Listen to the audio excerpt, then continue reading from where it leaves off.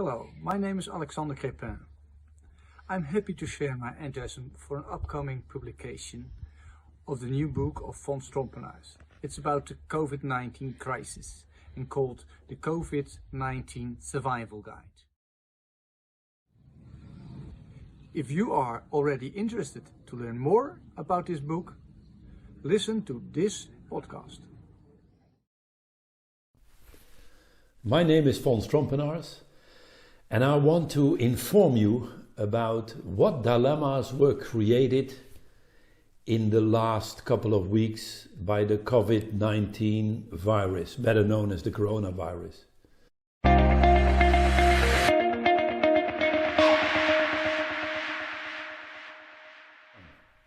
Now, we developed an app as the basis of our empirical research in what people think governments, organizations, etc. have done to well fight, or at least to best fight, the coronavirus.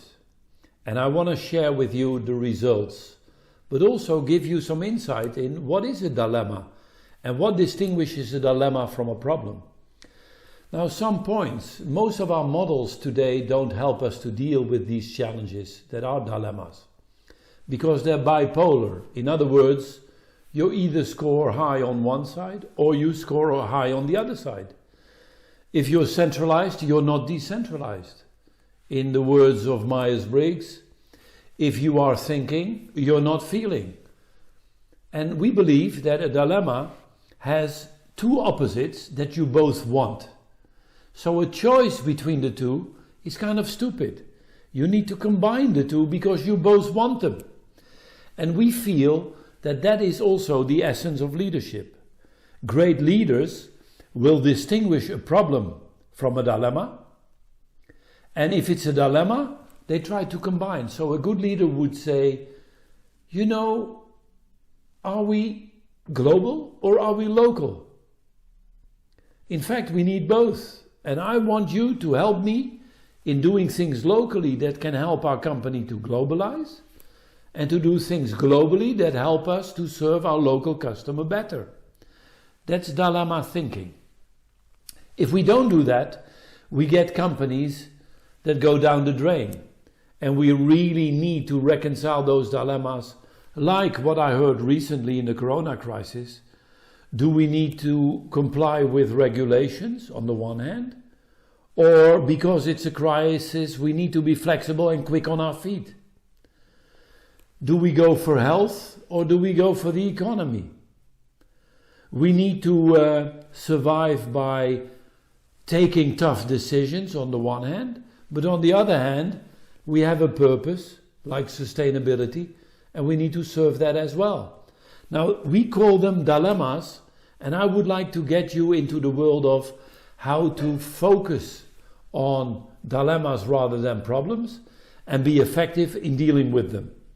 Now, there are 4 entry points that we can use, but it's done in the context of what Einstein said. Einstein said, you can't solve a problem on the same level it was created. Wow.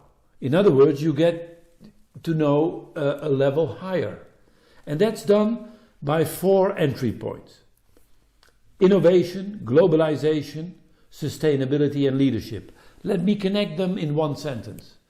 Globalization has led to different viewpoints, of which is the essential role of a leader to connect, which is another word for innovation that leads to sustainable results. So in other words, it's all about the role of leaders to connect opposites. Now, a definition of innovation. Innovation is combining values that you never thought could be combined, therefore scarce, therefore profitable. Interesting. So if you take Apple, what has Apple combined? Apple has combined beauty, if you like, aesthetics, with functionality. Everything that is beautiful is functional. Everything that is functional is beautiful. Wow. Formula One. What is innovative about Formula One? First of all, let's start with the dilemma. Safety versus speed. Now you see that aerodynamics has made speed a function of safety. In other words, the faster you go, the more downforce you get. That's dilemma thinking. Now, great leaders, as I said earlier, have the enormous talent to distinguish a problem from a dilemma. Now, what is a problem? What is a dilemma? Almost any problem can be solved by throwing more money or time at it. A dilemma cannot. You need another mindset. Some words about a dilemma. A dilemma in Greek means two propositions that you desire or two propositions that you don't desire. Okay? So there's nothing wrong with having a dilemma. Global is not better than local. Central is not better than decentral. But let's take our human body, and that is asking the question, what can we centralize to allow for more decentralization? So instead of saying, let's make a choice, which is very stupid when you think about dilemmas, you say, how can one side help me with the other side? And that's called the reconciliation of dilemmas. We have developed a model called the 4 R's. We help you to recognize the differences around us, which is the main fabric for dilemmas. That's called the R of recognition.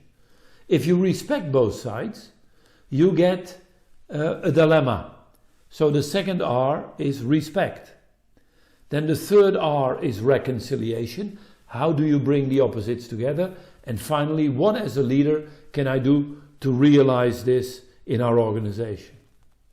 Now, we have 3 ways of looking at most occurring dilemmas. They occur in how we deal with human beings, they occur in how we deal with time, and it deals with our environment.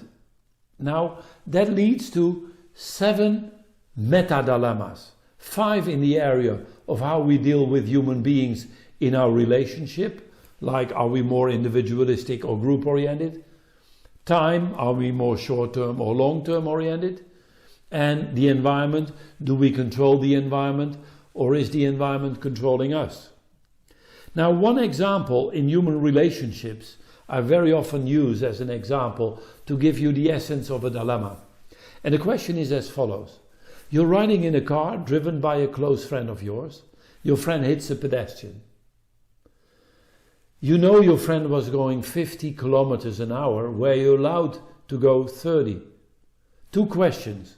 What is the right of your friend to expect you to lie for you in court? My friend A has a definite right, B some right, C no right. Second question is, would you lie, yes or no? Wow. Now I've asked this to many people and I've never heard a person who liked to be in this situation. And I've done this in America, in the Netherlands, in Nigeria, in Korea. It doesn't matter where you're from, but all people say, I don't like to be in this situation because it's a dilemma. In all cultures, we want to help friends. And at the same time, in all cultures, we want to respect the truth. Now, what do you do if you're asked this question? Now, this is a dilemma called universalism versus particularism. Universalistic people, and don't be afraid, are rather for consistency, systems, rules that you follow, one best way that you follow. They love transparency because that's the universal truth. And they believe in the letter of the law. On the other hand, you have the particularist. Be flexible, be pragmatic, it depends. It's people who believe that there are more ways that lead to Rome, and it's more about the spirit of the law. Now that dilemma is reflected in that question. If you are a universalist, you would say, you know, a good friend would not expect me to lie, and I will not lie. And a particularist will say, tell me more, what happened to the pedestrian? An Italian one asked me, what happened to the car? In other words, my answer will depend. It's a particularistic answer. Now, what do we do in order to bring them together? because if you stop here, you get stereotypes. Now, let us first look at what the first dilemma of universal versus particular means in the corona crisis. Now, what we have found is that there is an enormous amount of argument going on. Do we need one approach, like in Europe, or do we need different approaches like we seem to have in the different countries at the very moment? But the same you find in the US between the states versus the federal government. Or in Spain, where Andalusia and you see the Catalonia are blaming Madrid that they want all the resources. So even within nations, there is this dispute. Should we have one approach, or should we go for the local type of approaches? And to be honest, both have pros and cons. Standardized approach versus, for example, do we need to treat every region or every patient differently? Let's take the last one, a standardized approach, one medicine, one vaccine, or do we treat every patient with their unique treatment, which is particularistic? You see on the one extreme, one size fits all. On the other extreme, you find the unaffordable, unique treatment for the patient. In the middle, you find that we use untested vaccines. What a lot has been shown is that we get a progressive insight in what is the best approach. So the fact that in Sweden people don't know a lockdown, everybody is together, there are hardly any restrictions from the very beginning, schools are open, while if you take the other extreme, Italy and Spain, complete lockdown, you need a letter to go out. Now, what is the beauty? If we combine those different approaches and we say, hey, a complete lockdown like in the beginning in China might lead to great short-term results, but the risk is that we don't have group immunity because it's restricted to few people. And in Sweden, okay, there are lots of people that have been infected, but they happen to be into the schools where the youngsters are. And the elder people took responsibility. If we combine the two, then perhaps we're in great shape. So we continuously increase our insights by local experiments and great leadership, because you can do this in your company, is to combine the two on a higher level. Now, if we look at the dilemmas that some companies have raised, we need to comply with regulations. In the financial institutions, obviously, that is compliance, that is the big regulator saying you should follow the rules. But on the other hand, we need to be faster and more flexible in the approaches we take. And all these regulations, they take a lot of time.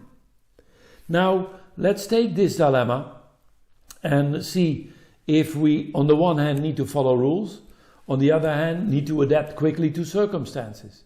And we find that, as you might imagine, different nationalities have taken different approaches here. So you see, for example, that the Netherlands and Switzerland, Germany have quickly taken the best points in different societies and combined them, and therefore are pretty successful at the moment in dealing with the corona crisis, obviously in their own way.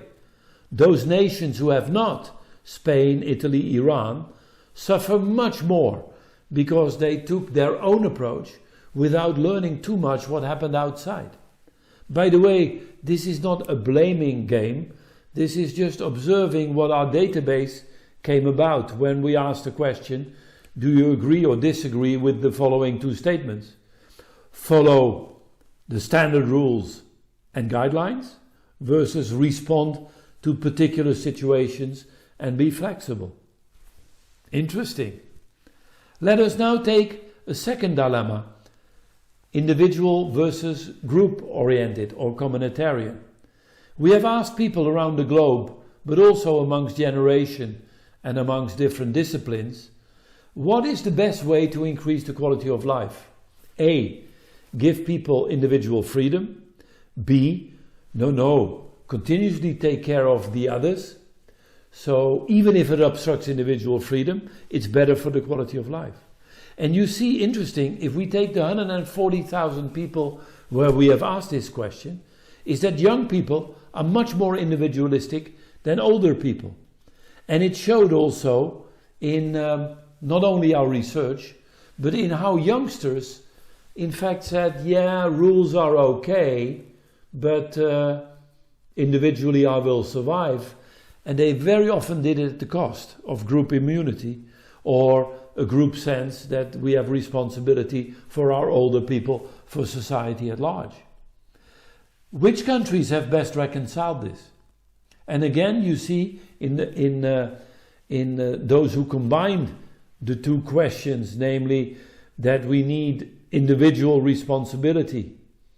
On the other hand, we need to collaborate, that Switzerland, Germany, the Netherlands are in better shape than a more compromising UK or a not compromising Iran, Italy and Spain. That is quite interesting, individual accountability and group immunity.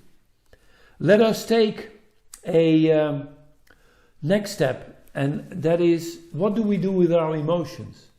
Are we more neutral or more affective? Are we expressing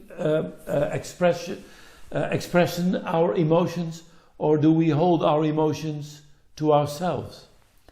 And we see that there are big differences when we ask this question.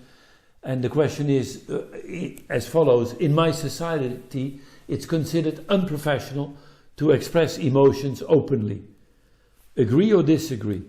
If you look at the percentage of people who agree it's unprofessional, you see obviously the top scores in Northern Europe, Finland, Norway, Sweden, and in the much more affective cultures like Kuwait, the Middle East, Latin cultures, where people say, no, it's okay to show emotions. What does this mean for the corona crisis? And it's quite interesting that we have juxtaposed, on the one hand, follow your IQ, neutral, rational, and follow what the scientists tell us. You are right, but you don't get it. What happened in the Netherlands? All scientists said, and by the way, I think Sweden is very similar, we need to follow the rules of the institutes that say, let the young people get together in the schools, infect each other, because the consequences are not so serious. If you look at the statistics, that's proven. As long as we keep the older people out. That's science. Then you got the teacher association and all the population saying, but our children, our teachers, they get ill, they're older, and the youngsters, but I don't take my child having that risk. And you see that EQ, emotional reactions by the population, said, don't do it. And in fact, our Prime Minister didn't do it. So you are right, but you don't get it. The opposite, if you follow your emotions, you are wrong, but you get it. Now, what is the reconciliation? And we again need to take actions that are built on new insights, that we learn from Sweden what is happening there, we learn from Italy, we learn from China, and say, hey, progressive insights give us a nice way to reconcile. And what you see, read my lips, very soon the schools will be open again. My favorite dimension, and we're at the fourth now, is specific versus diffuse. Let me explain. On the one hand, we think that the meta-dilemma very much let's say, linked to the specific diffuse model is health, which is diffuse, versus the economy, which is specific. So if you go for health only and you destroy the economy, you're having a healthy bureaucracy. On the other hand, when you only go for the economy, you have an economy with no customers because they all died. And by the way, shareholder value created for people who never share. What is the reconciliation of both? Where you try to find a combination of health and the economy. Now, it's interesting to see that our Prime Minister in the Netherlands said, number 1 is health, number 2 is health, number 3 is health, and number 4 is economy. But he says, but if we're not healthy, our economy will be destroyed anyway. So he thought about a reconciliation called the intelligent lockdown. Let's lock it down, but have enough freedoms to keep our economy going with a healthy attitude of people being part of that. If you take the US, you see Trump saying, and by Easter we're open again, now it's 1st May, and he talks 85% of the time, number 1 is economy, number 2 is economy, oh by the way, number 5 is health. Now I'm not saying what is better, as long as you reconcile an intelligent lockdown. Now what we have found is that some cultures do better in combining these two than others. And this is measured, for example, how mono or interdisciplinary are you?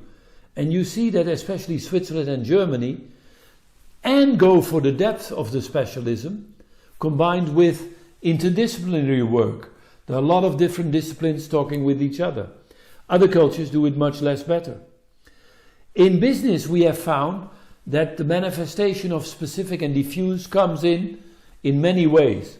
For example, on the one hand, we take strategic and tough decisions, and on the other hand, we need to treat staff fairly. We call this the rapport and rapport dilemma. The rapport and rapport dilemma is a dilemma where on the one extreme you find that we go for reporting and you only judge people on their output. What are the numbers you made? And it's not working if you only do that. However, if you have rapport, it may lead to false gallantry. What you need to do is a reconciliation where within the context of rapport, so that you say, and I trust you and I treat you fairly, you're tough like a nail. It's like parents do with their kids. In the context of unconditional love, you are tough like a nail, you're severe. Another dilemma is we need to protect our staff for their private life. On the other hand, we see they work even harder than ever because they know there is a crisis. Now, my advice there is try to find quality time in the lifetime private versus public dilemma, work-life balance. You need to find quality time that at least when you're home with the family, go deep, and then you can work many more hours. And the last dilemma was really what we call high-tech and high-touch. It was perhaps the most quoted dilemma in business. That on the one hand we need face-to-face contact, and on the other hand we need to work from home digitally. Have a look at the two extremes. If you only go digital, you put people on the electronic hook. If, however, you are just going for the relationship, it becomes unaffordable and not desirable for health. What you need is to find a blended approach where you ask the question, what can I do with the relationships I have to make my digital approach more effective? And what can I do with the digital that deepens my relationship? Combine the two. That will be the future. If we go to another dilemma, and it's about status. Is status based on what you do, your output, or based on where you're coming from? And here we have the wonderful dilemma in business and in the corona crisis. Do we want to treat people equally, or do we want to discriminate them positively? Now, when we have a discussion in the corona crisis about triage, namely, there are not enough beds to serve the client, the patient, that we have to choose who's in and who's out. We have seen this in Italy, in Spain. We were worried about it in the Netherlands.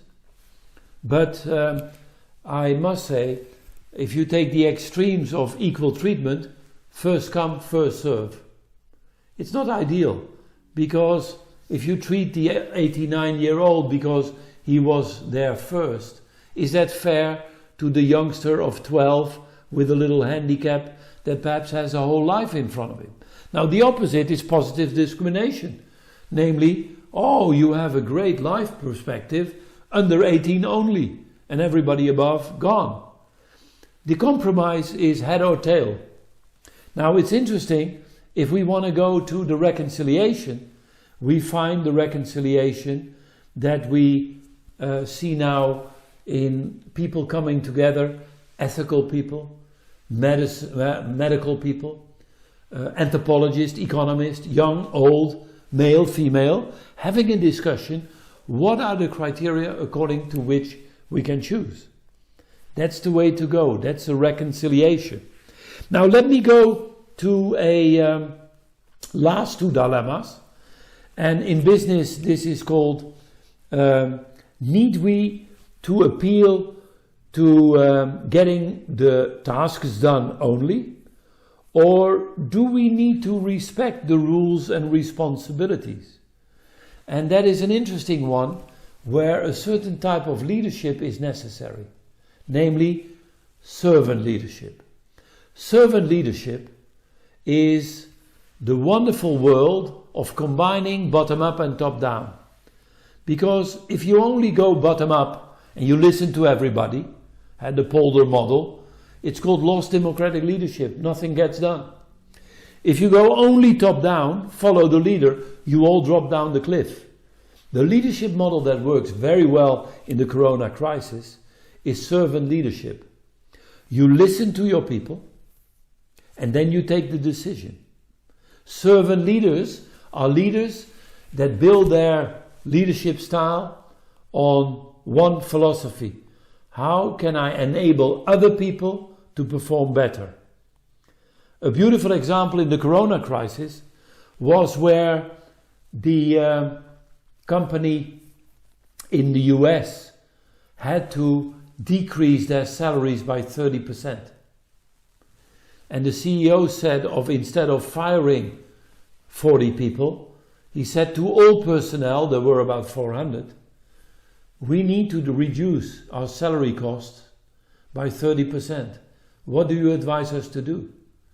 And the top of the group went down with 40% and the bottom with 20%.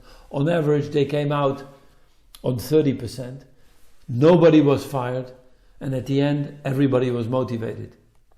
That's servant leadership. Invite your people for the solutions and then take a decision on their suggestions. Now, the last two ones are about time, short-term and long-term. And we find an interesting dilemma that we have found in the wonderful world of what we call controlled interactions. Do we fulfill particular needs in the short run? A lockdown, and people say, great. Or do you go for following the professional guidelines and you get that people are controlled by the authorities? A reconciliation here is that you leave it to society and the individuals in there to control each other out of respect for each other. And we have seen quite interesting developments in the Netherlands where this worked quite well. I come to a conclusion, key takeaways. In the corona crisis, there are different stages, and now we're getting into the stage of working again. You will be loaded with dilemmas. First of all, don't see it as a problem, but see it as a dilemma. By the way, sometimes you have to make choices because it's a problem and not a dilemma. But if it's a dilemma, ask the question, on the one hand, on the other hand, what is it? And then ask the question, what can I do with one side that increases the quality of the other side? So what can I do with individual responsibility that raises collaboration? What can I do with the rule that gives us more flexibility? These are dilemmas and the right questions to ask. And the last takeaway, there are certain rules in this crisis that you need to follow, and those people you lead need to follow. It has to do with social distancing, with hygiene. Please follow them. I hope this was helpful. I wish you a great approach in this tough crisis for us all.